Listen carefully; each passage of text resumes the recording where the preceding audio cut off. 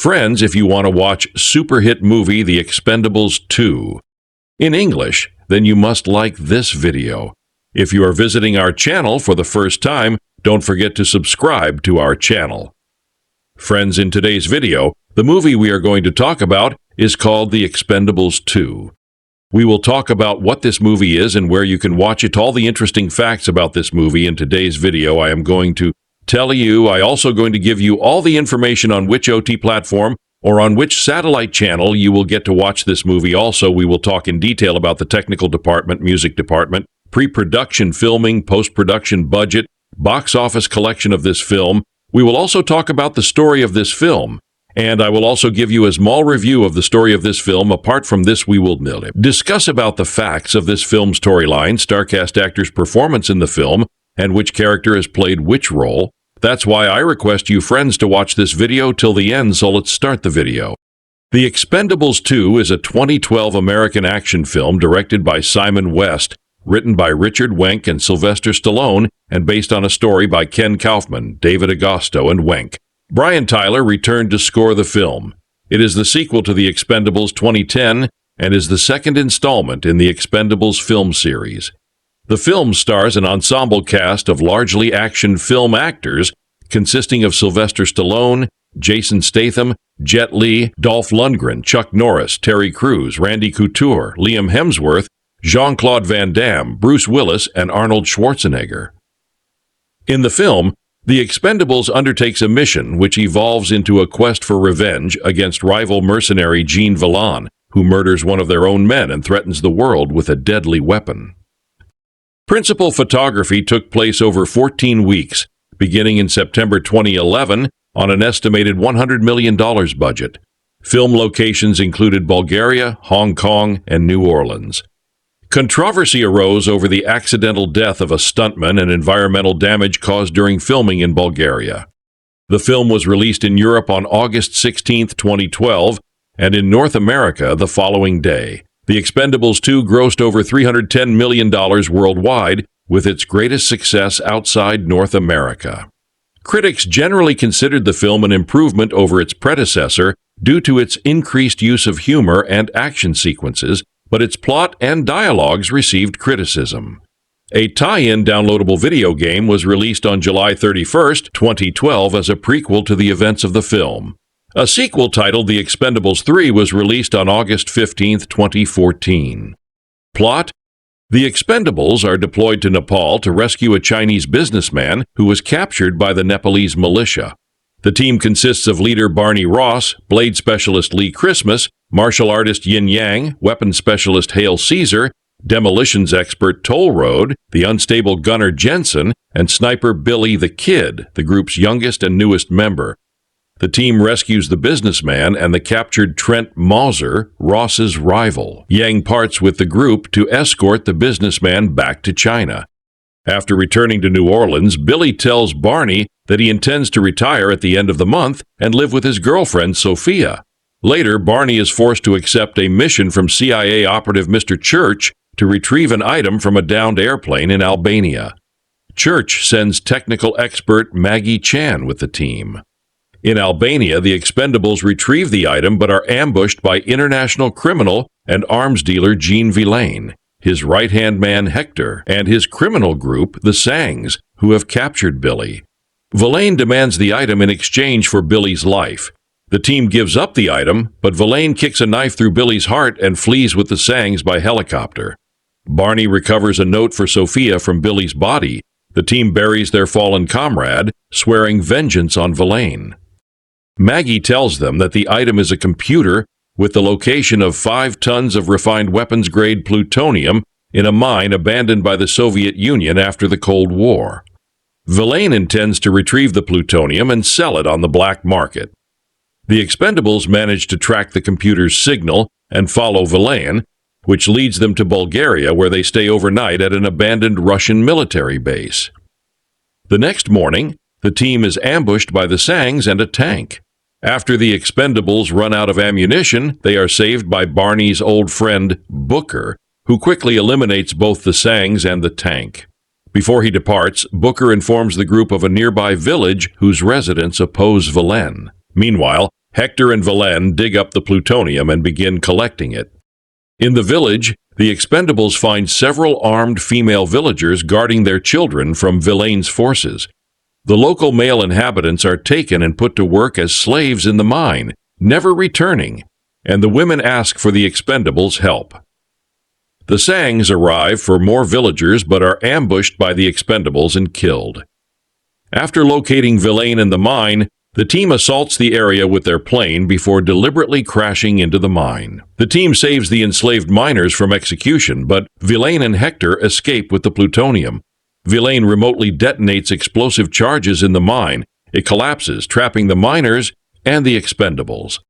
Church and Trench arrive, freeing the miners and the team, and join the Expendables to pursue Villain. The group intercepts Villain and his men at an airport as he prepares to leave by plane. Joined again by Booker, the Expendables, Trench, and Church engage the Sangs in battle. Christmas decapitates Hector while Barney and Villain fight hand-to-hand. Barney defeats and stabs Villain, killing him. In the aftermath, Barney is given an old Antonov An-2 plane by Church. Church, Maggie, Booker, and Trench then leave the team. In France, Sophia discovers a box with a large sum of money and Billy's letter on her doorstep. As the Expendables depart on the plane, they make a final toast to Billy. Music. Main article, The Expendables 2. Brian Tyler composed the score for The Expendables 2, who scored the original film. His score combined percussion and electronic elements with orchestral music and was released as the 14-track album The Expendables 2 Original Motion Picture Soundtrack by Lionsgate Records on iTunes on August 14, 2012. Several popular songs also appear in the film, including The Wanderer by Dion DiMucci, Mustang Sally by Mac Rice, Crystal Blue Persuasion by Tommy James and the Shondells, Groovin', and Beautiful Morning by the Young Rascals, Rip It Up by Little Richard, I Just Want to Celebrate by Rare Earth, and You Don't Want to Fight With Me by Stallone's younger brother Frank Stallone. Empire's Danny Graydon awarded the soundtrack a score of 4 out of 5 and said, Tyler's action fare is, as ever, superbly judged, mixing real thrills with some dramatic weight, resulting in a score that is affectionately nostalgic and not riddled with cliché. Graydon singled out the piece's Party Crashers and Track 'em, Find 'em, Kill 'em for praise. Release: theatrical. The film premiered on August 8, 2012 in Madrid, Spain, followed by premieres in Paris on August 9th, London on August 13th, and Hollywood on August 15th. The film was first released on August 16, 2012, 78, with its North American release the following day. Video game. The Expendables 2 video game is a downloadable 4-player cooperative shoot-'em-up video game. It was published by Ubisoft for PC, PlayStation Network, and Xbox Live Arcade, and released on July 31, 2012 for PSN and August 20th for PC via Steam and XBLA. The game's plot is a prequel to The Expendables 2, with Barney Ross, Gunnar Jensen, Yin Yang, and Hale Caesar appearing as playable characters. Lundgren and Cruz voiced their respective characters. According to review aggregators Metacritic and Game Rankings, the game received generally negative reviews. The Expendables 2 Deploy and Destroy is a single-player tower defense, real-time strategy online game. Published by Roadshow Films and Soap Creative, the game was released on July 13, 2012. Its plot was derived from village scenes in the film, where players can choose their squad from the cast, set up defenses, and battle the enemy. Home media. The Expendables 2 was released on DVD, Blu-ray disc, and digital download on November 20, 2012. The Blu-ray disc edition contains the theatrical cut of The Expendables 2, a DVD and digital copy of the film and supplemental material including a director's commentary, deleted scenes, a gag reel, and 4 featurettes about the film. Gods of War, Assembling Earth's Mightiest Anti-Heroes, Big Guns, Bigger Heroes, the 1980s and the Rise of the Action Film. On the Assault, the real-life weaponry of the Expendables and Guns for Hire, The Real Expendables, 88. The Blu-ray disc version is the first film released to support the 11.1 channel DTS Neo X sound format. On September 9, 2023, the film was made available in the Philippines for streaming on YouTube without charge by Viva Films to promote the upcoming release of Expend4Blez, slated for release in the country on September 20th. Reception. Box office. The Expendables 2 earned $85,028, 27% in North America, and $229,940, 73% in markets elsewhere, for a worldwide total of $340,955. This made it the 25th highest-grossing film of 2012. In the week before its release, North American pre-release tracking estimated that the film would gross between $30 and $38 million, making it the #1 film during its opening weekend. Other tracking showed that up to 17% of North American audiences were reluctant to visit cinemas following the mass shooting in a Colorado cinema in late July 2012, which might affect ticket sales. The Expendables 2 earned $10.5 million on its opening day during its opening weekend.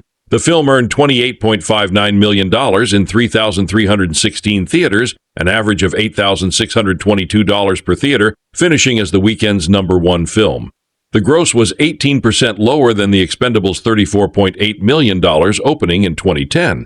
The largest demographic for its opening weekend was male, 63%. Over age 25, 65%, 395. During its second weekend, the movie held the #1 spot with $13.4 million, 96. By its third weekend, analysis showed that the film's gross had fallen behind the original at the same time in its release by $16 million. Outside North America, the film grossed $24.7 million during its opening weekend, August 17 and 19, in 18 markets, including Italy, $1.9 million, Mexico, Russia, $8 million, and the United Kingdom, $3 million. The following weekend, August 24-26, it expanded to a total of 36 markets, including France, $6.1 million, Spain, $2.3 million, and India, $1.8 million, and grossed approximately $25 million to remain the #1 film. The film also had successful September opening weekends in Germany, $4.2 million, Brazil, $3.7 million, and Australia, $3.1 million. Over the September 14 to 16 weekend, the film's total gross increased to $186 million, outperforming the original film's $171 million. The film was also successful in China, where it grossed approximately $54 million in its first 35 days, making it the 8th highest-grossing film of 2012 in the country, and outperforming The Dark Knight Rises, $52.5 million, and The Amazing Spider-Man, $48.5 million. Review. The Expendables 2, or, to use its alternative title, Aging Alphas Assemble, again. 2 years ago, we were introduced to these freebooting soldiers of fortune in their golden years, led by menopausal hombre Barney Ross, played by Sylvester Stallone. They were called the Expendables, in an ironically defiant nod to their own status as cannon fodder and to the fact that their old-school action heroism is now considered obsolete and surplus to requirements in today's bullshit world of tree-hugging political correctness. Or maybe they once all starred in some forgotten 80s straight-to-VHS actioner called The Pendables. Anyway, Sly and the guys had an adventure on the made-up island of Vilena, and it all went terribly well, so now they return in a sequel, which, like the first film, has been co-written by Stallone himself. As it says on the poster, they are back for war, i.e. making a warlike reappearance for more of the same. This sets the keynote of rather modest wit and wordplay.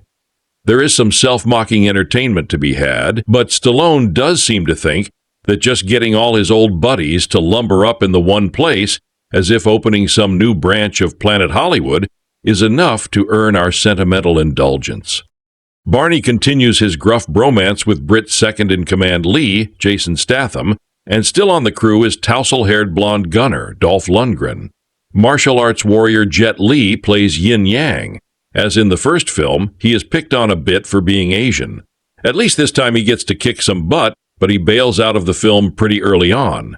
His place on the crew is taken by sexy badass Maggie, played by Chinese screen star Nan Yu. These seniors also have a fresh-faced youngster on the team, Billy, played by Liam Hemsworth, for whom Barney has a fatherly tenderness.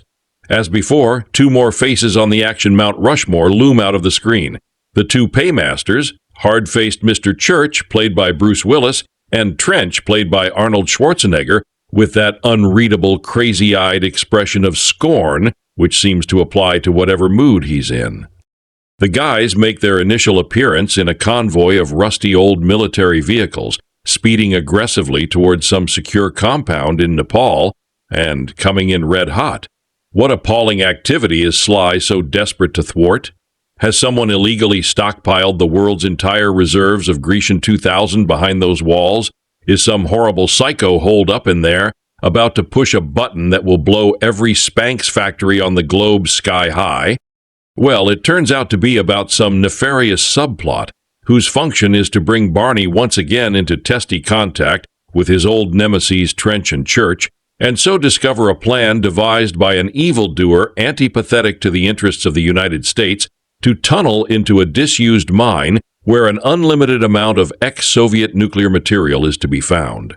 This evildoer is played by Jean-Claude Van Damme, perhaps on the basis that only an action star hailing from within the borders of the European Union can be truly evil. When the first movie came out, I suspected that action fans might find the relatively brief appearances by Arnie and Bruce a swizz. Well, there is a similar tease in this film, which at one crucial stage torments us with the possibility of the most glorious iconic cameo. The guys are in a tight spot, and some weapon-toting stranger, off-screen, helps them out. Who can it be? Stallone put Sergio Leone on the soundtrack. I, and plenty of other journalists in the audience, almost rose to our feet and looked at each other in wild surmise. Not Clint. You're kidding. Clint? Is it Clint? No, it's not Clint. And Sly might be in big trouble with the Advertising Standards Authority or something for using that music. It's a big name in action circles, a great name in many ways, but not Clint. Anyway, as with all action movies, we're hoping for some great taglines, little insouciant bon mots that true action heroes casually drop after some piece of mayhem. Sly blows someone to smithereens and says, "Rest in pieces." Ouch! Good one. At one stage, he chances upon a pack of wild dogs, fires his gun into the air to make them scatter, and then says, "Take off, Rover." Fido or Rex wouldn't have worked nearly as well. There's some comedy in there, too, intentional, mostly. As a poignant study of the aging process, it's on a rough par with the Best Exotic Marigold Hotel. For the Expendables 3, they might want to consider enlisting Bill Nighy, Tom Wilkinson, and Judi Dench. The Expendables has always been an attractive prospect for action movie fans. Big-name action stars of eras past, and a few of today, unite on the big screen for a movie made in the vein of 80s and 90s machismo flicks. With names like Sylvester Stallone, Bruce Willis, Arnold Schwarzenegger, Jason Statham, and Jet Li headlining the marquee, the first Expendables should have easily lived up to its easy promise of violent fun, complete with winking illusions and resurrected one-liners. Unfortunately, some shoddy direction from franchise creator Sly Stallone held the Expendables back from fulfilling its potential, which is why director Simon West, Con Air, is under even greater pressure to make the Expendables 2 live up to an even higher bar, set by the promise of even more action movie icons, bigger, bloodier tongue-in-cheek violence, more winks to the past canon of action flicks, and even smarter twists on cherished catchphrases. West proves to be a much more competent and, literally, steadier hand at the helm, and as a result, Expendables 2 is visually and technically coherent enough to set the movie on the exact ground it needs to be, where its cast can dive in with both feet and enjoy playing up their images as on-screen icons of badass. Does that mean the film is a superiorly crafted piece of genre entertainment? No. It's still an overflowing river of macho cheese with half a plot, bad acting, and some truly shoddy camera work at times. But if vintage macho cheese is what you're after, this movie delivers a big heaping plate of it, much more than the first film, if that can be believed, and features some iconically awesome and hilarious on-screen moments. The plot of this second chapter involves the Expendables team, minus a few faces from the first film, being handed a job by Church, the CIA spook played by Bruce Willis. According to Church, Barney, Stallone, owes him for the chaos the team caused in Expendables 1, and payback is flying to some hellhole in Eastern Europe, in the company of a lady mercenary, no less, to retrieve the usual MacGuffin before some very bad men do. Of course, things don't go as planned, and when a ruthless mercenary gang, led by Jean-Claude Van Damme as the eloquent and meditative villain, tangles with the Expendables, it starts a feud that Barney and co. will see through to the bloody end. The action in Expendables 2 is like something out of a video game, or a comedy parody of old action flicks. Our heroes fire big guns and blow bodies and property to bits, while never taking a scratch themselves. There's carnage and mayhem from start to finish, and an elaborate opening sequence quickly establishes that this world of the Expendables is one meant to be enjoyed with a low-brow smile. Instead, highbrow expectations. Every cast member is given time to inflict bodily harm to faceless hordes of bad guys in his signature way, and it's hard to imagine any action fan walking out saying, "There wasn't enough ass-kicking in that movie." West still chooses to shoot a lot of the film with digital cameras, as Sly did in the previous installment, and subsequently, some of the problems of Part 1 inevitably leak into Part 2. There are times, particularly night scenes, where the camera is distractingly out of focus or has the grainy, low-grade quality that can plague digital films with improper lighting. In a film that is supposed to be a throwback, one misses the look of classic film stock. However, on the whole, West stages action sequences with a much better hand and knows creative ways of capturing the human body bending, breaking, or outright exploding, making for some viscerally exciting, violent imagery. Definitely leave the kids at home for this one. Sprung from the director's chair, Stallone is free to play alongside his muscled comrades. The whole cast seems to truly embrace the fun this time around, leaning hard on the fantasy of being untouchable superheroes of ass-kicking, rather than the complex and troubled individuals the first film foolishly tried to develop them as. In fact, the heaviest drama only lasts a brief second before Stallone's character is spouting lines like, "Track 'em, find 'em, kill 'em," which is about the extent of the narrative in the film. The screenplay, so to speak, hinges on such cliched and predictable plot devices that it can only be looked at as winkingly ironic, because otherwise it's just plain bad. There are some early subplots that get forgotten along the way, but see if you can even remember them in the midst of all the mayhem. New faces to the franchise, like Hunger Games star Liam Hemsworth as a speedy sniper, or Nan Yu as female mercenary, Maggie, hold their own against the veterans and manage to be some of the more interesting, meaning actually formed characters in the piece, which is completely necessary as they have no action movie clout to trade on. Jean-Claude Van Damme shows off some improved acting skill, in addition to his still impressive athletic ability, managing to create a memorable and fun villain in just a few key scenes. Action veterans like Chuck Norris and Scott Adkins join the franchise in some smaller bit roles, but manage to deliver fun or thrilling moments. A self-referential joke from Norris is alone worth the price of admission. Bruce Willis and Arnold Schwarzenegger are given expanded duties in this installment, and together they manage to nearly walk off with the entire film. Seeing the pair on screen blowing things away and snapping on each other, and Stallone multiplies the enjoyment factor exponentially.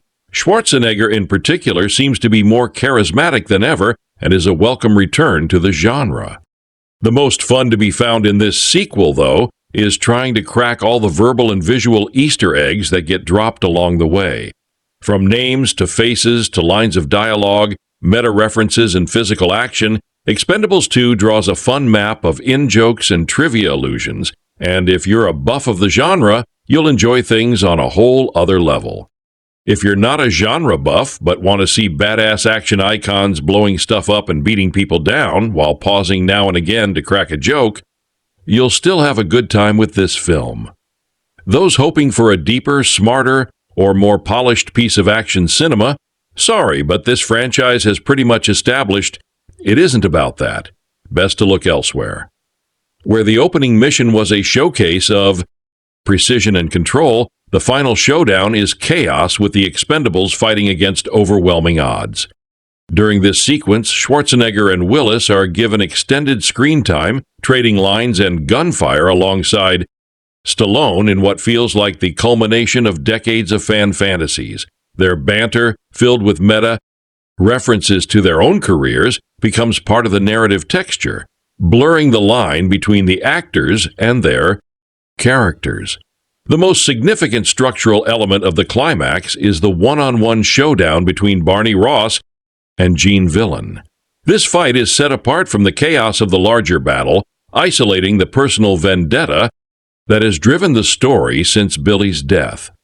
The choreography of the fight reflects the differences between the two.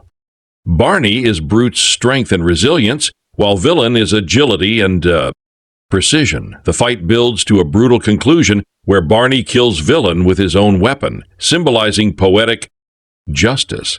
This duel provides catharsis for both the characters and the audience, tying the revenge narrative to a personal confrontation. The resolution of the film is relatively straightforward. The Expendables honor Billy's memory, reflecting on the cost of their lifestyle. Despite their victory, there is an underlying acknowledgement of mortality and aging. The narrative closes not on triumph, but on a bittersweet note, with the team reaffirming their bond and accepting that their lives will continue to be defined by conflict and sacrifice. This ending ties into the broader themes of legacy and relevance, preparing the ground for future installments while still providing closure for the immediate story.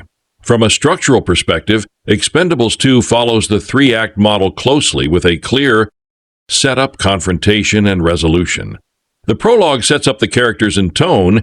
The middle act introduces the antagonist and escalates the conflict, and the final act delivers both spectacle and emotional payoff.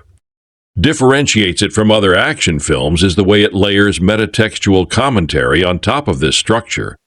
The film is not just telling a story about mercenaries, it is telling a story about action cinema itself with each beat, doubling as a celebration of its stars' careers. In terms of pacing, the film is carefully designed to never let more than a few minutes pass without some form of action or humor.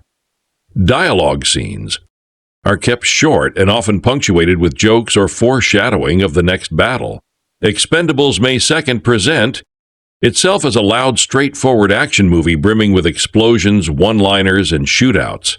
But underneath the spectacle lies a series of themes and symbolic layers that give the film surprising weight.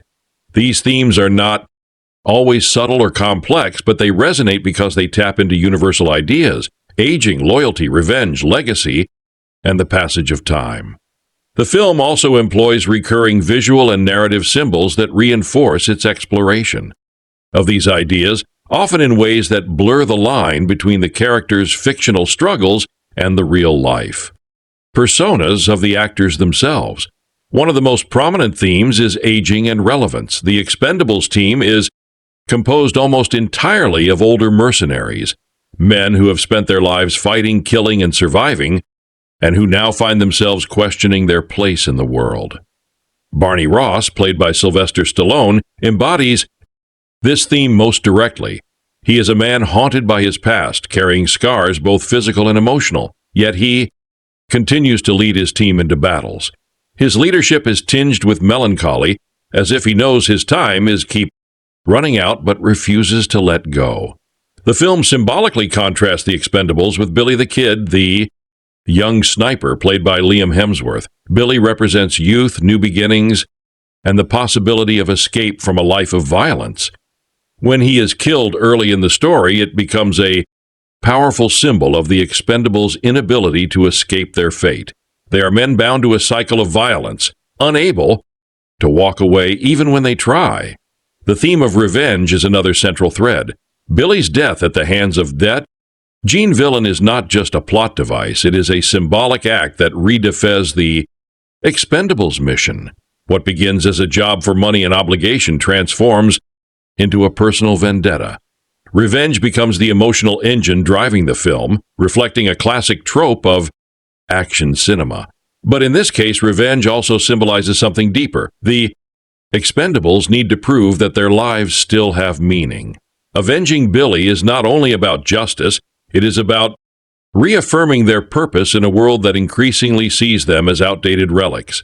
Loyalty and brotherhood form another key theme woven into the interactions between the team members. The Expendables are less a mercenary outfit and more a surrogate family. Each man is flawed, scarred, and often unstable, yet their bond is unbreakable. This loyalty is highlighted in moments of banter, sacrifice, and shared grief. Gunnar Jensen, played by Dolph Lundgren, is portrayed as erratic and unpredictable, yet the team continues to accept him because of his loyalty. Lee Christmas, Jason. Statham's character repeatedly demonstrates his devotion to Barney, standing by him even when the odds are impossible. This sense of brotherhood symbolizes the way real-life action stars of the 80s and 90s have supported and competed with one another throughout their careers. On screen, it becomes a metaphor for enduring friendship forged through hardship. The symbolism of weapons and combat styles also plays a role in reinforcing themes. Each character's weapon reflects his personality and place within the group. Barney's reliance on heavy firearms represents his brute strength and direct approach. Christmas's preference for knives symbolizes precision, control, and a certain elegance in violence. Hale. Caesar, played by Terry Crews, wields oversized weapons that reflect his larger-than-life personality and role. As comic relief, these choices are not arbitrary. They serve as symbolic extensions of identity, showing how the characters define themselves through their tools of survival. Aging as a theme is also symbolized visually through the juxtaposition of old and new. The Expendables are constantly framed against younger, fresher opponents, yet they rely on experience and resilience to win. The presence of Billy the Kid as a doomed young recruit makes this contrast painfully clear. Expendables' world is one where youth cannot survive, and only those hardened by decades of violence endure. Symbolically, this suggests that experience and toughness, rather than raw talent, are the true markers of survival. In their world, death, loss, and sacrifice permeate the narrative as underlying themes. Billy's death sets the emotional tone, but the Expendables themselves are constantly aware of their own mortality.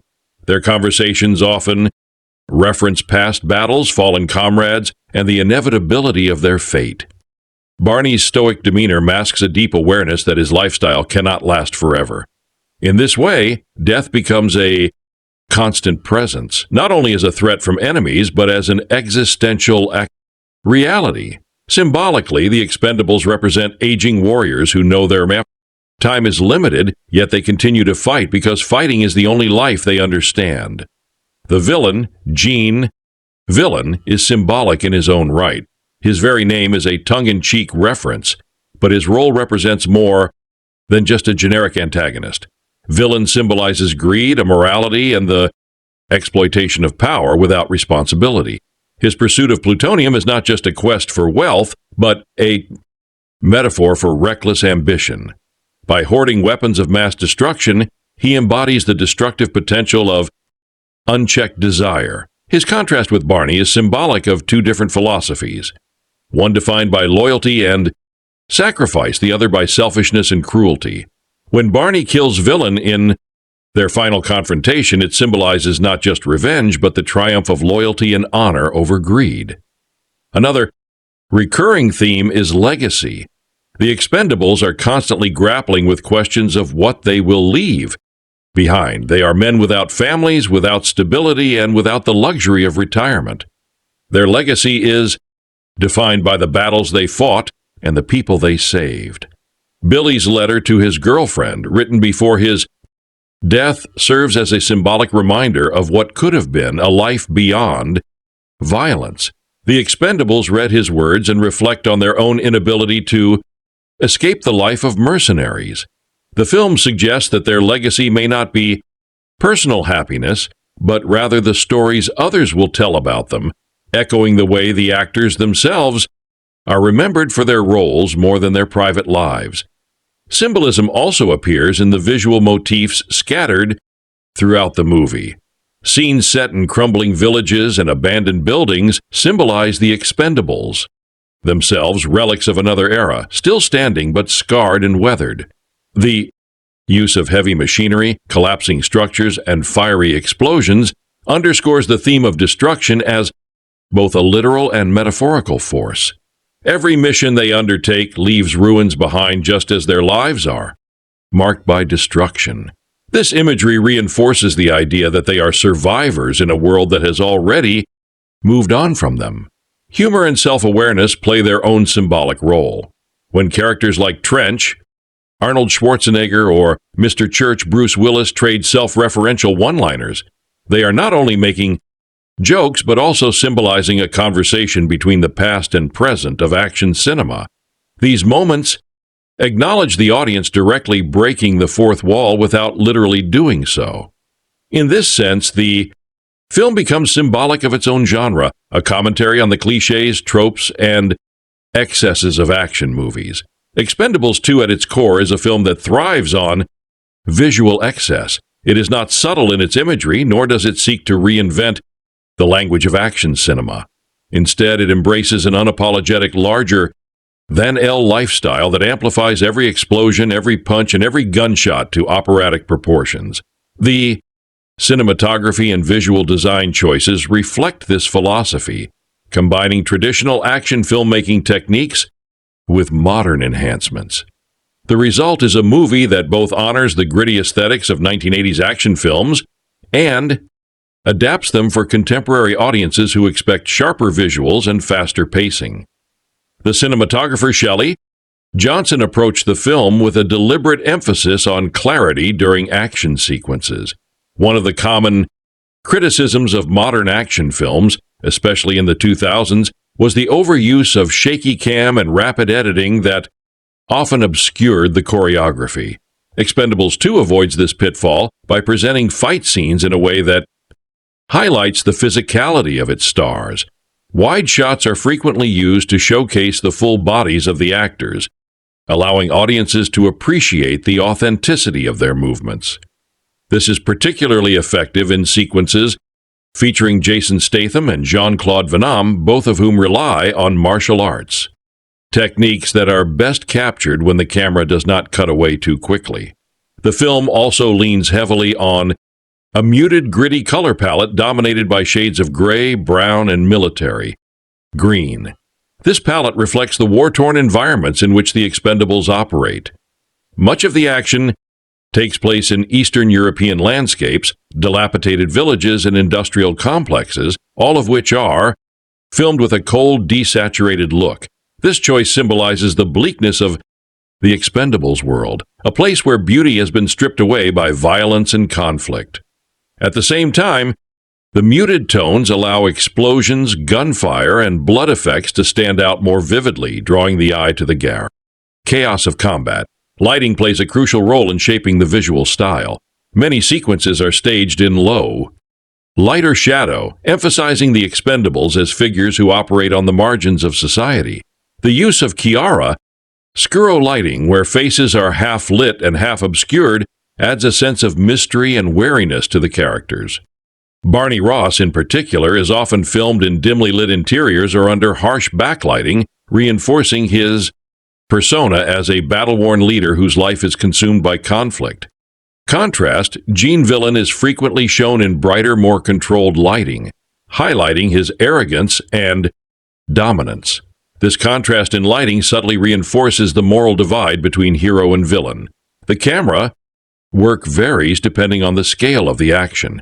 In large-scale battle scenes, the camera often pulls back to wide angles, capturing the chaos of multiple characters fighting simultaneously.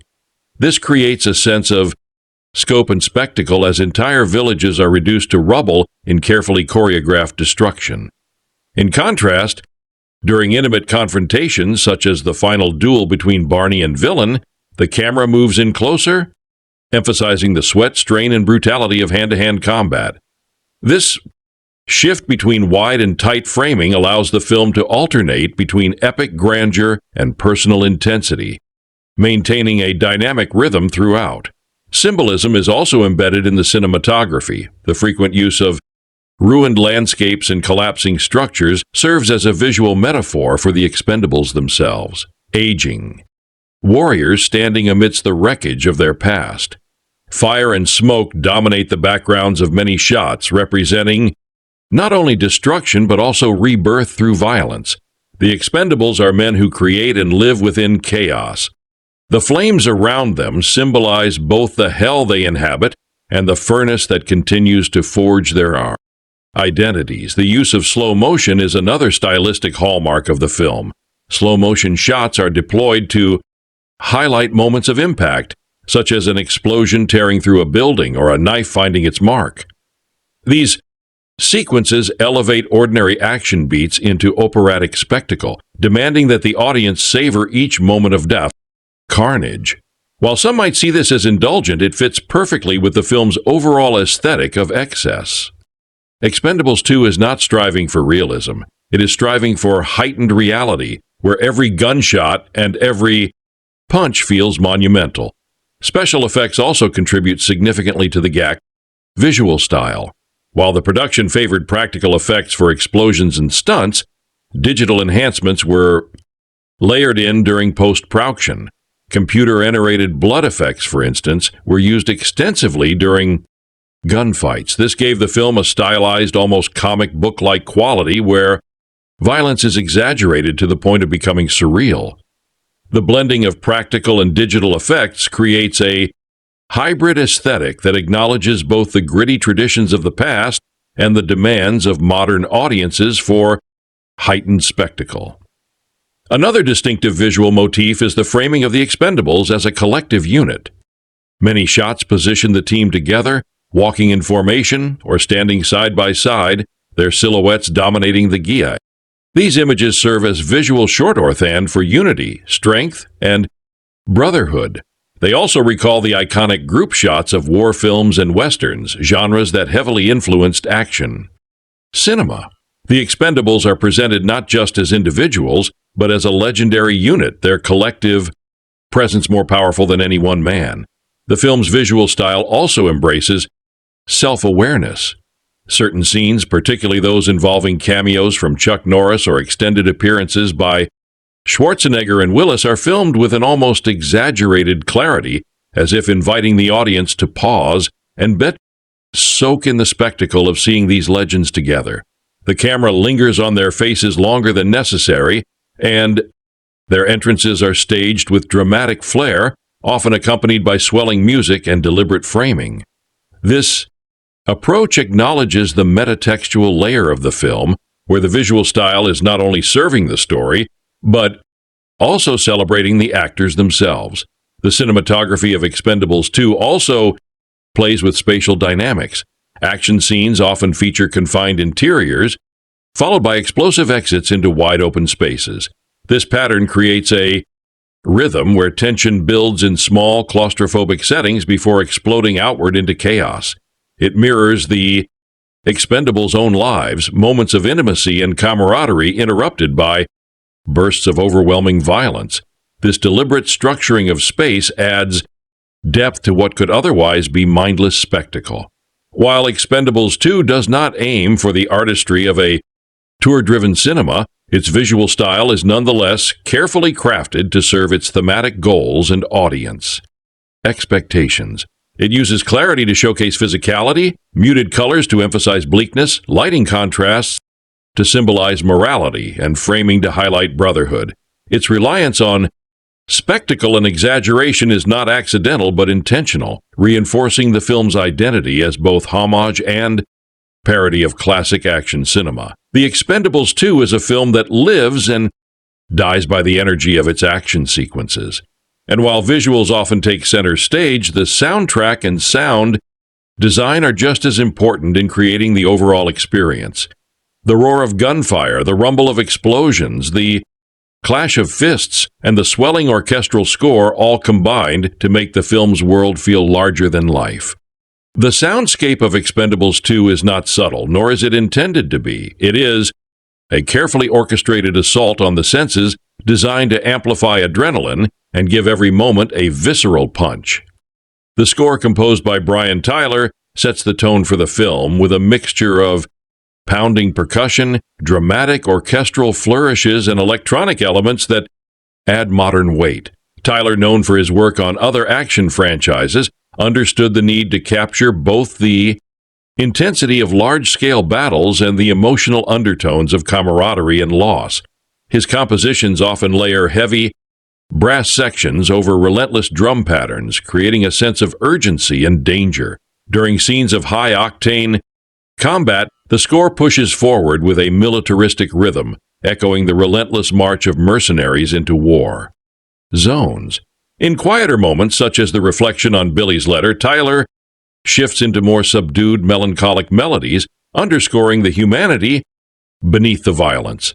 The light motive technique is used throughout the soundtrack to tie characters and themes together. The Expendables as a team are often accompanied by recurring heroic motifs, musical phrases that rise and fall with their collective presence. These motifs act as auditory symbols of unity and strength, reinforcing the bond between the characters. In contrast, Gene Villain's appearances are often supported by darker, more dissonant tones with lower strings and menacing chords that signal his malevolent presence. This musical dichotomy between hero and villain helps to guide the audience's emotional response even before dialogue or visuals fully establish the stakes of a scene. Sound effects are perhaps the most defining aspect of Expendables 2's audio design. Every weapon, every punch, and every explosion is exaggerated for maximum impact. Firearms, for instance, do not sound like their real-world counterparts. Instead, each gunshot is amplified into a thunderous crack, resonating with enough force to feel like a small explosion in itself. This choice ensures that the audience feels the sheer power of the weapons, reinforcing the action as spectacle rather than realism. Knives, the weapon of choice for Jason Statham's character, are given sharp, slicing sound effects that cut through the mix with precision. These auditory cues become extensions of character identity just as much as the visual design of their weapons. Explosions are treated as symphonic events in their own right. They are layered with multiple sound elements, deep bass rumbles, mid-range cracks, and high-pitched shrapnel whizzes that create a three-dimensional effect. When a building collapses or a vehicle detonates, the sound design ensures that the audience not only hears the destruction, but feels it vibrating through their bodies. This use of layered sound is one of the reasons the action in Expendables 2 feels so overwhelming, as the audio fully immerses viewers in the chaos. The film also makes clever use of silence and restraint. In key moments, such as the build-up before an ambush or the tense seconds before an explosion, the soundtrack often drops away to allow ambient sounds, footsteps, breathing, rustling leaves to dominate the soundscape. This contrast heightens anticipation, making the sudden eruption of noise even more powerful. When Billy is captured and later killed, the sound design shifts into a more subdued register with echoes and minimal score emphasizing the gravity of the moment. Silence becomes symbolic of loss, amplifying the emotional weight of his absence. Dialogue delivery is another integral part of the sound design. The film script is packed with quips, one-liners, and tough guy banter, and the way these lines are recorded and mixed ensures they cut through even the loudest firefights. Arnold Schwarzenegger's "I'll be" callback, for instance, is mixed so that it lands with maximum clarity, almost as though it were designed to echo in the audience's memory. Chuck Norris's lines are delivered with deliberate pauses, allowing audiences time to react and laugh before the action resumes. These choices highlight how the sound design accommodates not just action but also humor and self-referential moments. The film's use of environmental sound further grounds the spectacle. Battles taking place in villages include layers of crumbling debris, distant shouts, and the whine of ricocheting bullets. Jungle scenes are filled with a hum of insects and rustling foliage, providing a constant reminder of setting even amid explosions. The sound of helicopters and vehicles is given a distinct prominence, their engines roaring like beasts to emphasize both danger and mobility. These environmental layers enrich the film's world, ensuring that it feels immersive even when the primary focus is the characters themselves. Beyond the purely functional aspects, the soundtrack also carries symbolic meaning. The relentless percussion and driving rhythms symbolize the unstoppable march of time and the Expendables' inability to escape their violent lives. The melancholic melodies tied to Billy symbolize lost innocence. And the path not taken, the heroic motifs associated with the Expendables, serve as a reminder of their legacy, elevating them into mythic figures. The soundscape itself becomes a form of storytelling, embedding themes within the audience's subconscious through tonal choices. The integration of score and sound design is seamless. In many sequences, the music and sound effects seem to dance together, each enhancing the other. A barrage of gunfire may align with a crescendo in the score, creating a symphony of destruction. Explosions often hit on musical beats, reinforcing rhythm through chaos. This synchronization ensures that the audience experiences action not as random noise, but as orchestrated spectacle, reinforcing the film's operatic quality. When Expendables 2 was released in 2012, it arrived with the kind of anticipation usually reserved for superhero blockbusters or major franchise installments. Audiences were drawn not only by the promise of high-octane action, but also by the sheer novelty of its ensemble cast, a cinematic dream team of action legends who had defined decades of the genre. The reception, however, was mixed. While many fans celebrated the film as a triumphant throwback to classic action cinema, critics were more divided. Some praising the spectacle and others dismissing it as shallow, excessive, or overly reliant on nostalgia.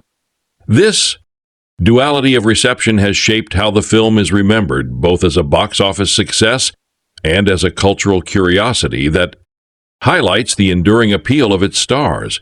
Audiences were generally enthusiastic, particularly fans of the action genre. The movie grossed more than $310 million worldwide, outpacing the first Expendables and solidifying its place as a financial success. Many viewers were thrilled to see their favorite action icons, Sylvester Stallone, Arnold Schwarzenegger, Bruce Willis, Jean-Claude Van Damme, and Chuck Norris sharing the screen in ways that had once seemed impossible.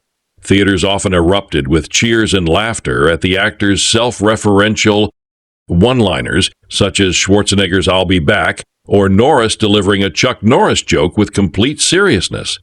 For many, the experience of watching Expendables 2 was less about narrative depth and more about participating in a communal celebration of action movie history. Critically, the film fared less favorably. Many reviewers noted that while Expendables 2 improved upon its predecessor in terms of pacing and action clarity, it still suffered from weak plotting and thin character development. Some critics argued that the movie was essentially a series of set pieces stitched together with minimal story, a complaint that reflected broader concerns about spectacle-driven cinema. The humor, while enjoyed by audiences, was described by some critics as pandering or too reliant on nostalgia. The film's reliance on exaggerated violence and digital blood effects also divided reviewers, with some praising the over-the-top style as campy fun, while others dismissed it as cartoonish and uninspired. On the positive side, many critics acknowledged that Expendables 2 succeeded in delivering exactly what it promised. It never pretended to be high art, nor did it attempt to reinvent the genre. Instead, it embraced its identity as an overblown action extravaganza and leaned fully into the strengths of its cast. Jean-Claude Van Damme, in particular, received praise for his performance as the villain Gene Villain. Critics highlighted his charisma, energy, and willingness to embrace his role with theatrical flair, elevating the film's antagonistic presence. Similarly, Liam Hemsworth's brief but poignant role as Billy the Kid was singled out for adding a touch of emotional weight to an otherwise bombastic story. However, others saw these performances as exceptions rather than the rule.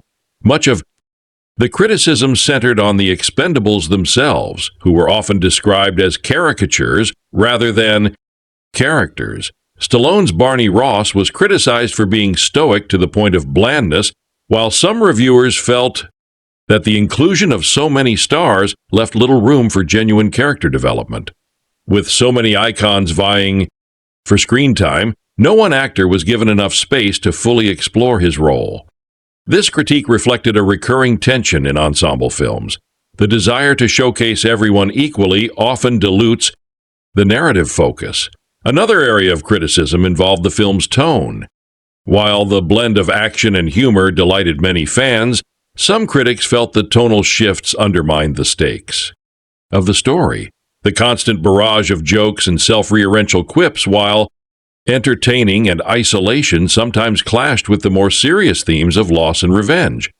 For example, the emotional weight of Billy's death was quickly overshadowed by scenes of exaggerated violence and comedic exchanges, leading some to argue that the film lacked tonal consistency.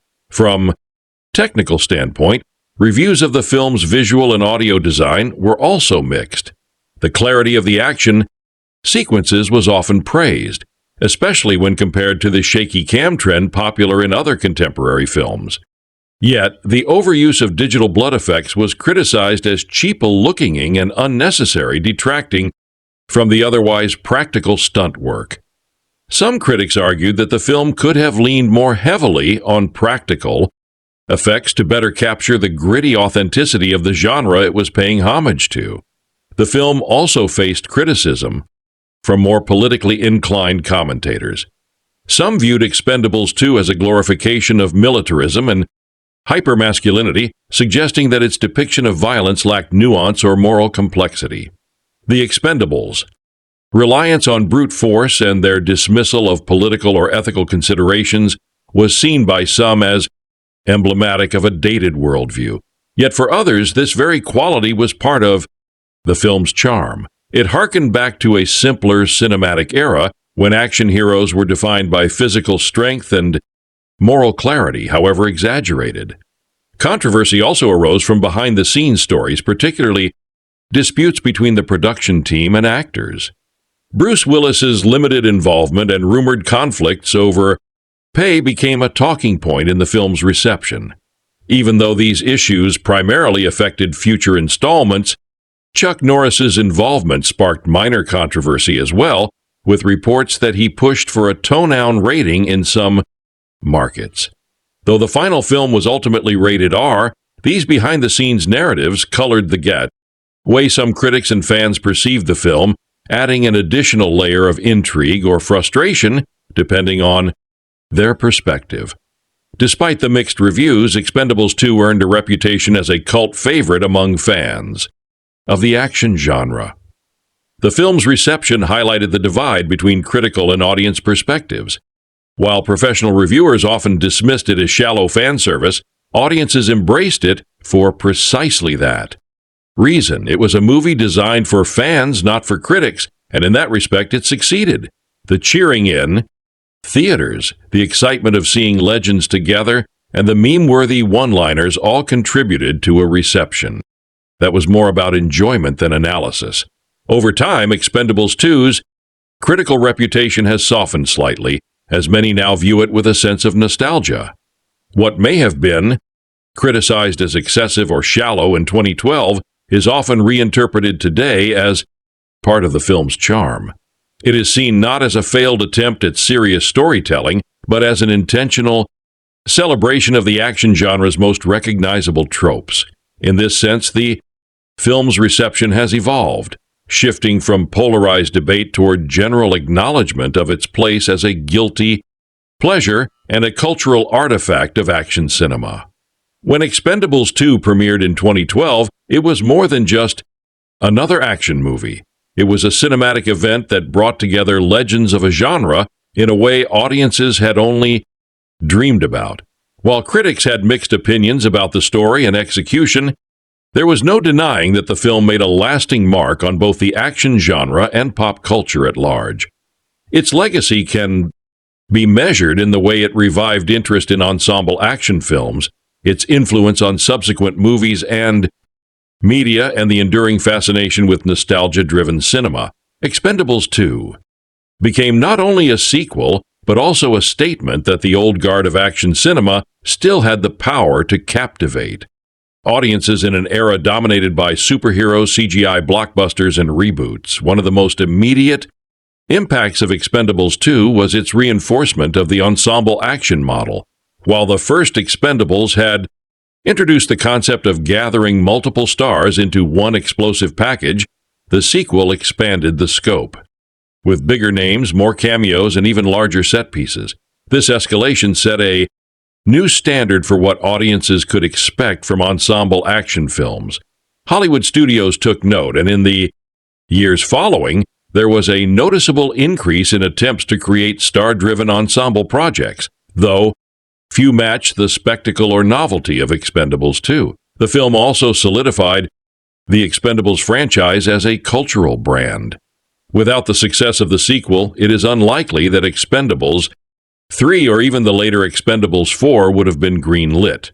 Expendables 2 demonstrated that there was not only commercial viability, but also fan enthusiasm for nostalgia-fueled action movies.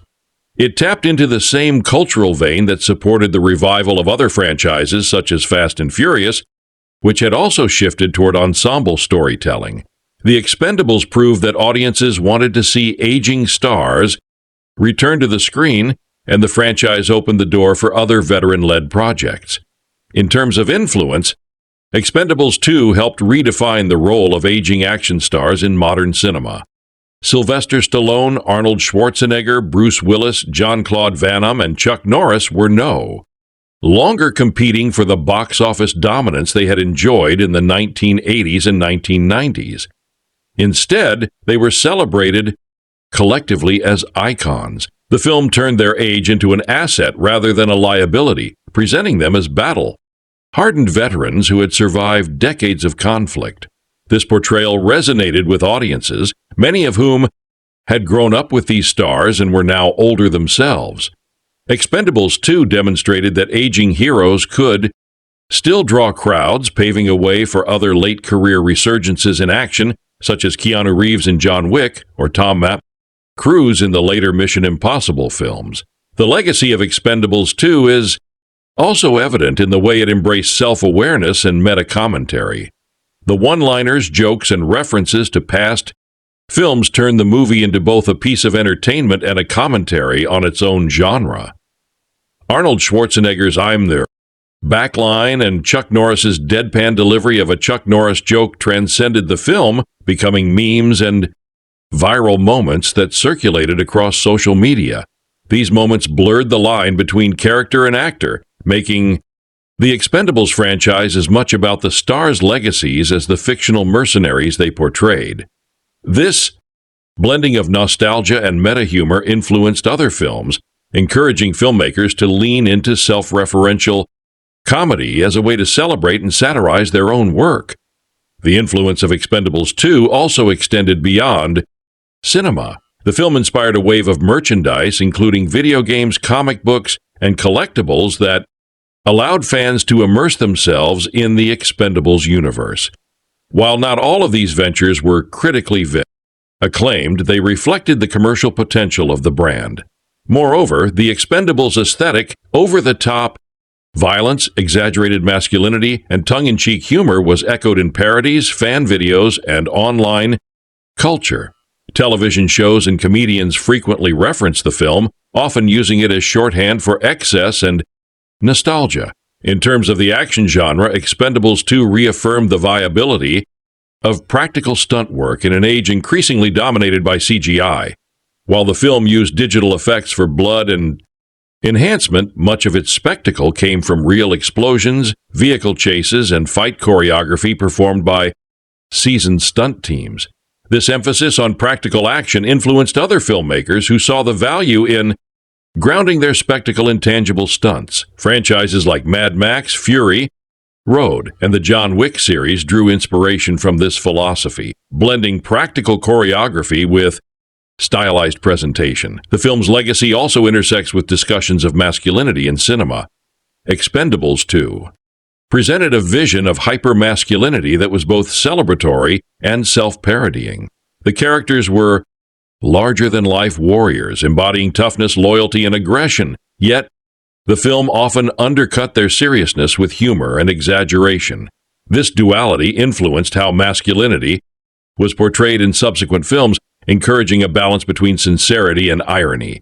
Even superhero franchises like Marvel began to incorporate more self-aware humor into their depictions of traditionally stoic heroes, echoing the balance seen in Expendables 2.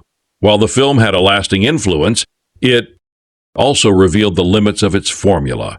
Expendables 3, released 2 years later, attempted to replicate the success of Expendables 2, but was criticized for overstuffing the cast, watering down the violence to achieve a PG-13 rating, and losing the raw energy that made the second installment memorable.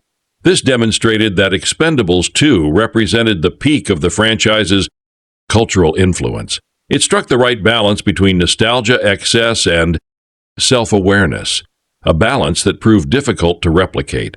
Beyond Hollywood, the film's influence reached international markets, particularly in Asia, where action stars like Jet Li, who appeared briefly in the film, were celebrated alongside Western icons. The Expendables franchise fostered a sense of global action cinema, uniting stars from different traditions into a shared spectacle. Expendables 2 highlighted the cross-cultural appeal of action movies, proving that the language of explosions, fights, and heroics transcends borders.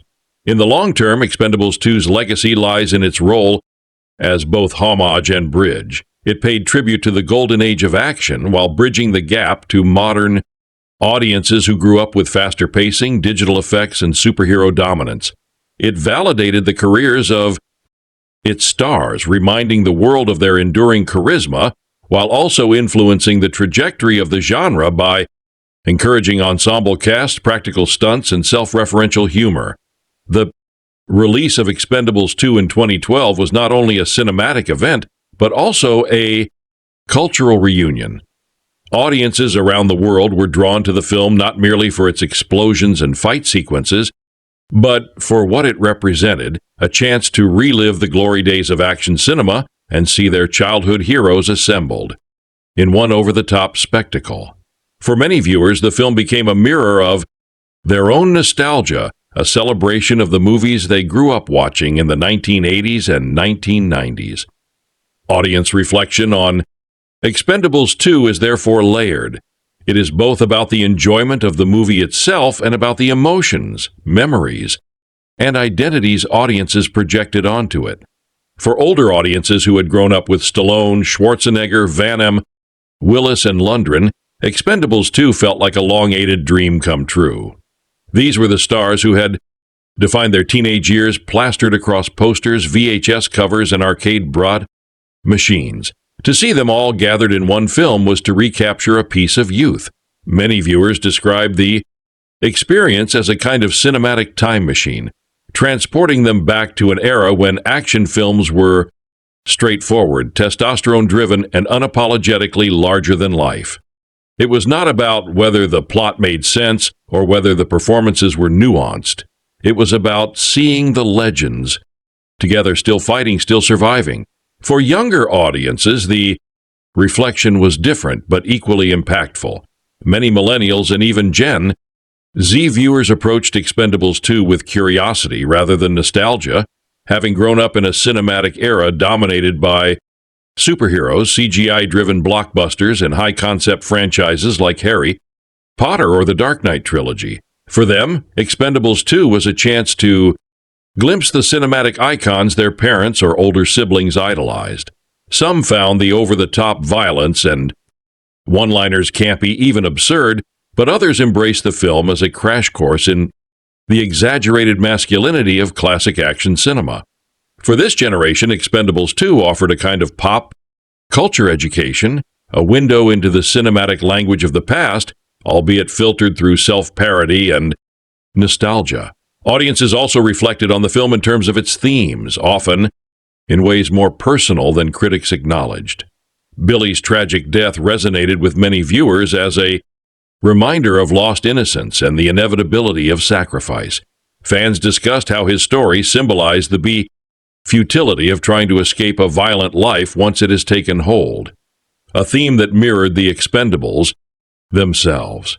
The scene where Barney and his team read Billy's letter became one of the most emotionally discussed moments, with many interpreting it as a reminder that even warriors long for peace, love, and a future they rarely achieve. In online discussions and fan forums, audiences connected this moment to their own reflections on aging, sacrifice, and the cost of loyalty.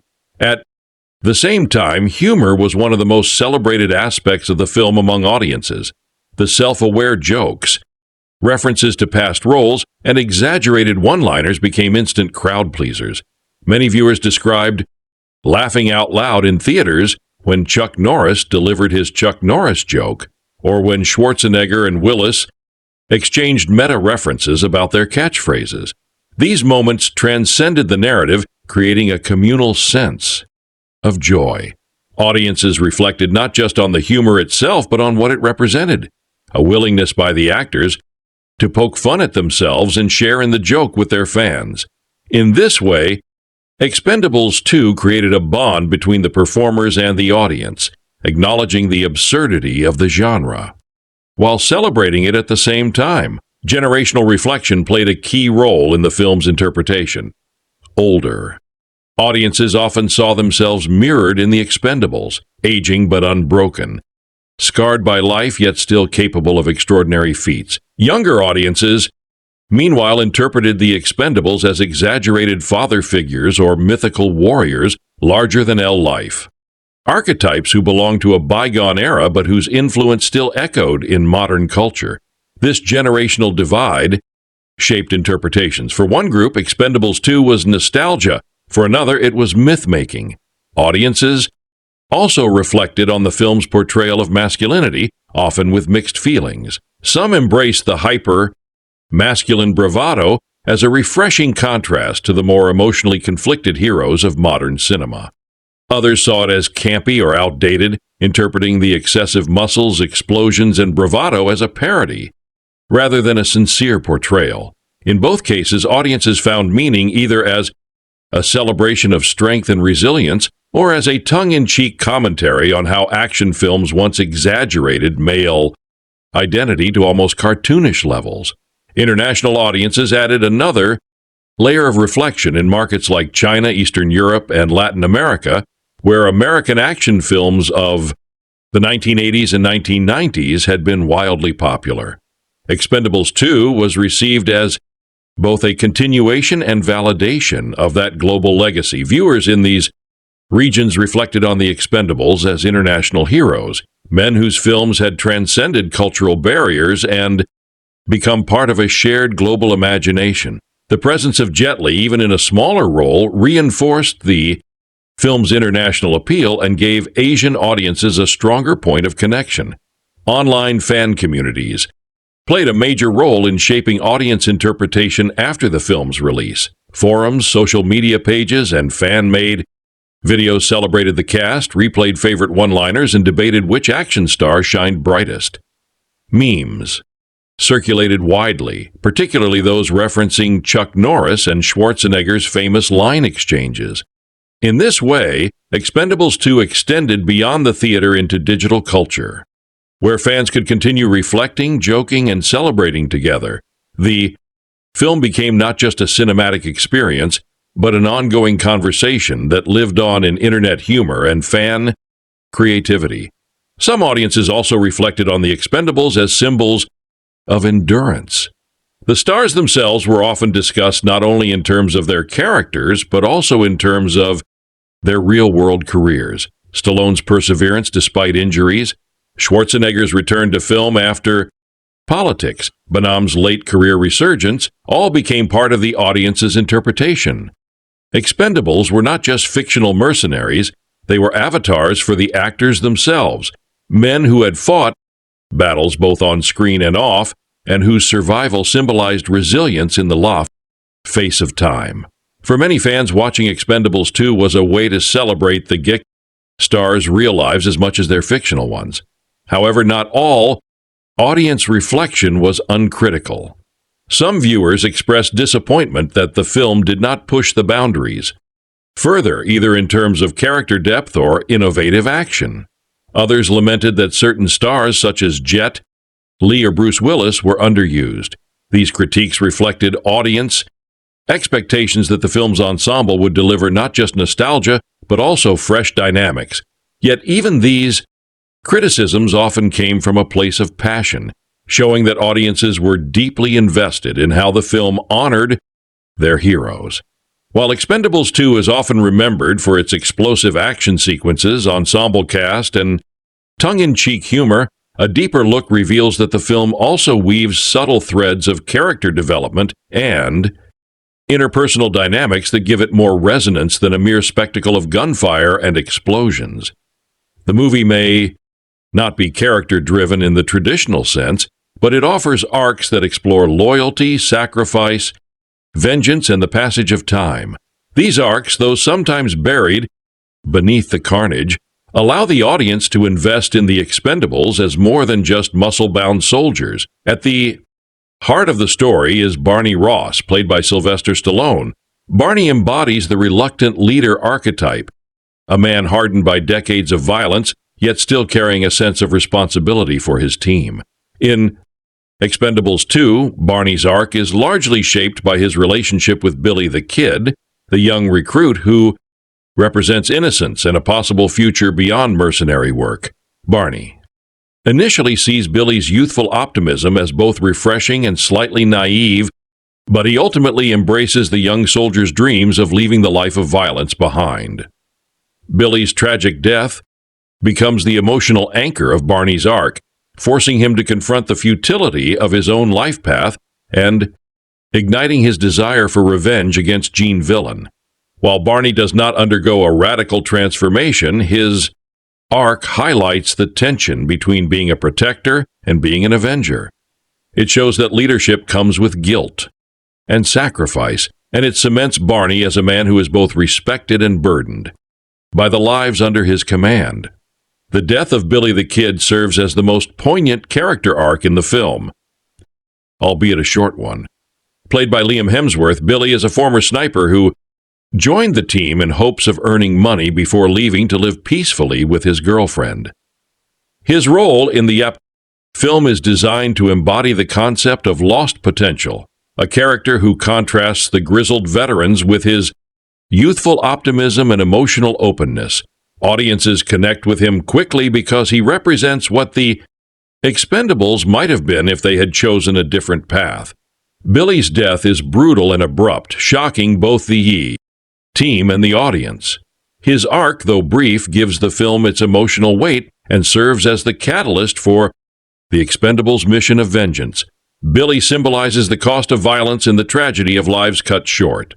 A reminder that in a world of mercenaries, hope is fragile and fleeting. Gene Villain, portrayed by Jean-Claude Van Damme, is the film's antagonist, and while his character arc is not one of growth, it provides a clear counterpoint to Barney's. Villain is ruthless, calculating, and motivated by greed and power. Unlike the Expendables, who operate by a code of loyalty and brotherhood, Villain represents pure self-interest and cruelty. His lack of remorse for Billy's death positions him as not just a villain, but as a symbol of corruption and inhumanity.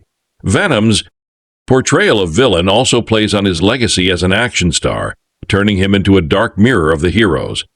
While Villain's arc is static, his role provides Barney and his team with a moral enemy to rally against, reinforcing their identity as mercenaries with principles. Lee Christmas, played by Jason Statham, serves as Barney's right-hand man, and his arc in the film is tied less to external conflict and more to his evolving role within the team. In the first Expendables, Christmas struggled with personal relationships, particularly with his girlfriend Lacey. In Expendables 2, his role shifts toward being the loyal lieutenant and skilled fighter who provides balance to Barney's leadership. While Christmas's arc is not deeply personal in this installment, his banner, loyalty, and combat skills help define the team dynamic. He functions as the voice of pragmatism and levity, offering both comic relief and reliable support. His relationship with Barney reinforces the theme of brotherhood, showing how trust and shared battles form bonds stronger than blood.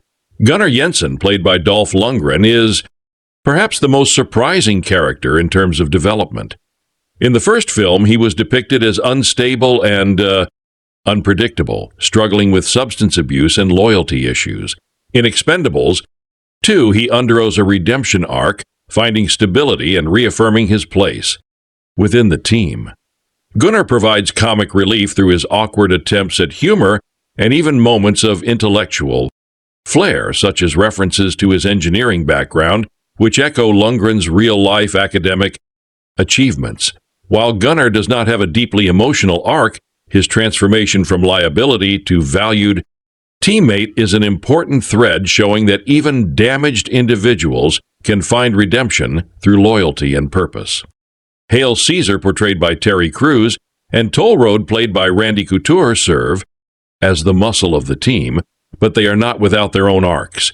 Caesar's brash humor and love for heavy weaponry make him a fan favorite, and his arc lies in his unwavering loyalty and resilience. Though he is injured in battle, he remains committed to the mission, embodying the Expendables' resilience. Tolro's arc is settler, revolving around his role as the team's steady presence. His dialogue about his cauliflower ear, though humorous also, reflects the physical toll of a life of fighting. Together, these characters add texture to the group dynamic, representing camaraderie and endurance. Enyong, played by Jet Li, has a smaller role in Expendables 2 compared to the first film, but his character arc remains notable. At the beginning of the film, Yang participates in the opening mission, but departs soon after. While his absence is felt, his early involvement reinforces the Expendables' global identity and their reliance on diverse skill sets. Yang's arc in this film is limited, but his presence reminds audiences of the international dimension of the team and their shared values despite cultural differences. Booker, played by Chuck Norris, enters the story as a legendary lone wolf, a one-man army whose reputation precedes. Though his appearance is largely comedic and self-referential, his character arc functions as a mythological insertion into the Expendables universe. He is less a fully fleshed-out character and more a symbol of invincible heroism, almost like a legend come to life. His arc reflects the film's embrace of myth-making and nostalgia, giving audiences a larger-than-life figure to marvel at before he disappears back into the shadows. The supporting arcs of characters like Trench, played by Arnold Schwarzenegger, and Church, played by Bruce Willis, also contribute to the overall narrative. Trench shifts from a rival to an ally, highlighting themes of cooperation and respect among veterans. Church, on the other hand, represents the bureaucratic side of the Expendables world, a reminder that even mercenaries must answer to higher powers. These arcs add layers of context to the Expendables' operations, situating their personal struggles within a broader network of alliances and rivalries. Overall, the character arcs in Expendables 2 are not about radical transformations, but about affirmations of loyalty, brotherhood, and resilience. The Expendables are not characters who change dramatically. They are characters who endure.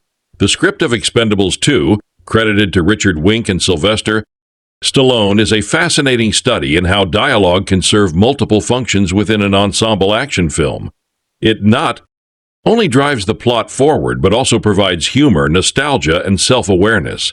While many action films rely heavily on spectacle to keep audiences engaged, Expendables 2 leans just as much on its dialogue to remind audiences why they came to see this group of stars together in the first place. The film's words carry the weight of decades of cinematic history, transforming conversations into winks at the audience, celebrations of iconic one-liners, and reflections on themes of loyalty, aging, and vengeance. The dialogue balances three primary tones: earnest emotion, explosive humor, and meta-commentary. Earnestness comes through in moments like Billy's farewell letter. Humor dominates in exchanges between team members, and meta-commentary arrives in the form of self-referential jokes, such as Schwarzenegger and Willis trading famous catchphrases. This tonal blend gives Expendables to its unique voice, keeping it from feeling like just another generic action screenplay. One of the most discussed pieces of dialogue in the film is Billy's heartfelt letter written to his girlfriend as he plans to leave the Expendables. In it, he expresses his hopes for a peaceful life, his dreams of leaving violence behind, and his love for her. The script writing here departs from the larger-than-life bravado of the rest of the film. Instead, embracing sincerity and vulnerability. This moment of emotional dialogue becomes a central turning point for the team and the audience, grounding the film in human cost and tragedy. Billy's words also serve as dramatic irony as viewers sense that his idealistic dreams are doomed in a world built on mercenary violence. It is this shift in tone that makes his death such a powerful motivator for the Expendables' revenge. Contrast that with the banter between Barney and Christmas, which captures the camaraderie and humor that define the team's relationships. Their exchanges are quick, sharp, and often filled with sarcasm. This dialogue showcases the bond between the characters and gives the audience a sense of their long history together without needing extended exposition. The script conveys trust, rivalry, and affection through verbal sparring. In many ways, these exchanges are as important as the action sequences because they remind audiences that the Expendables are not just killers, but brothers who have shared countless battles. Humor plays a vital role in the film's dialogue. Much of it comes in the form of one-liners, a staple of the action genre. But in Expendables 2, these lines often carry self-awareness. Chuck Norris's cameo as Booker includes the infamous Chuck Norris joke spoken by Norris himself in a deadpan tone. This moment encapsulates the film's script-writing philosophy. It is not afraid to break the fourth wall without explicitly doing so, inviting the audience to laugh both at and with the absurdity of the spectacle. Similarly, Arnold Schwarzenegger's "I'm back" line and Bruce Willis's playful jab about Schwarzenegger being out of the office draw directly on the actor's cinematic legacies. These moments work because they rely on the shared cultural memory of the audience, transforming dialogue into a meta-conversation between stars and fans. Villainous dialogue also plays a crucial role in Expendables 2. Gene Villain, portrayed by Jean-Claude Van Damme, delivers lines that exude arrogance and menace. Unlike the Expendables' playful banter, Villain's dialogue is calculated, cold, and self-aggrandizing. When he executes Billy, his words are designed to provoke and dehumanize, leaving no room for moral ambiguity. The simplicity of his dialogue is intentional. It highlights his role as an unapologetic antagonist, someone defined not by complexity but by cruelty.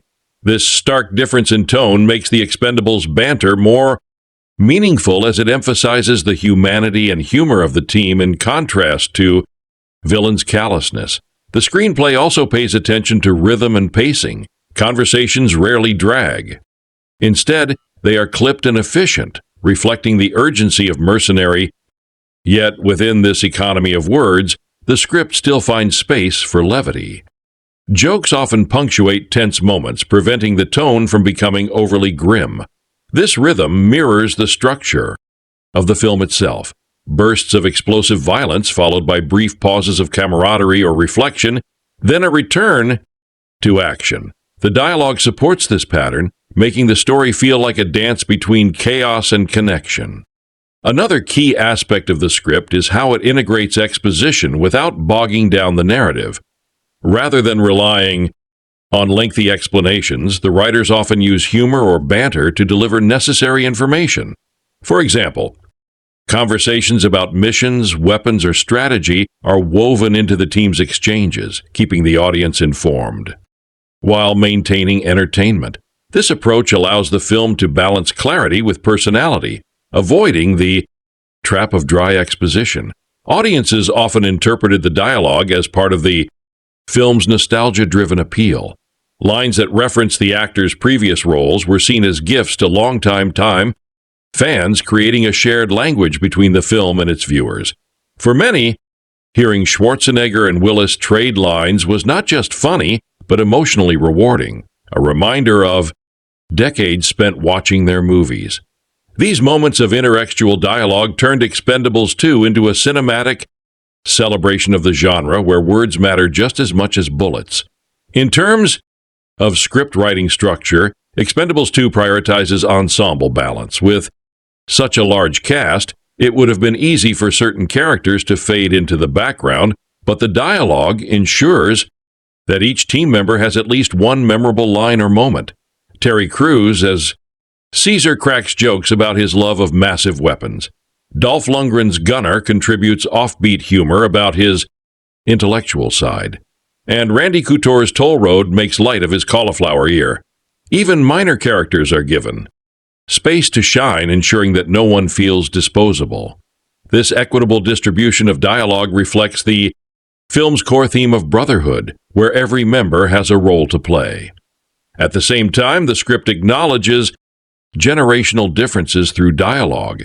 Liam Hemsworth's Billy speaks in a softer, more reflective tone than the veterans. His lines often revolve around dreams, family, and a desire for peace, contrasting with the older Expendables' dark humor and fatalistic worldview. This difference in voice highlights the generational divide and amplifies the tragedy of Billy's fate. It shows that while the veterans have adapted to a life of endless combat, the new generation still clings to the possibility of escape. One of the script's most underappreciated achievements is how it uses silence as part of dialogue. Moments such as the team reading Billy's letter or Barney staring wordlessly after Billy's death communicate volumes without words. These silences balance the barrage of one-liners and explosions, reminding audiences that even the toughest mercenaries are not immune to grief. In this way, the script uses both words and the absence of them to shape character and emotion, and some information about it. How do you like our today's video? Please let us know by commenting. And if you like this video, please like it, share it, and don't forget to subscribe to our channel. Thanks for watching.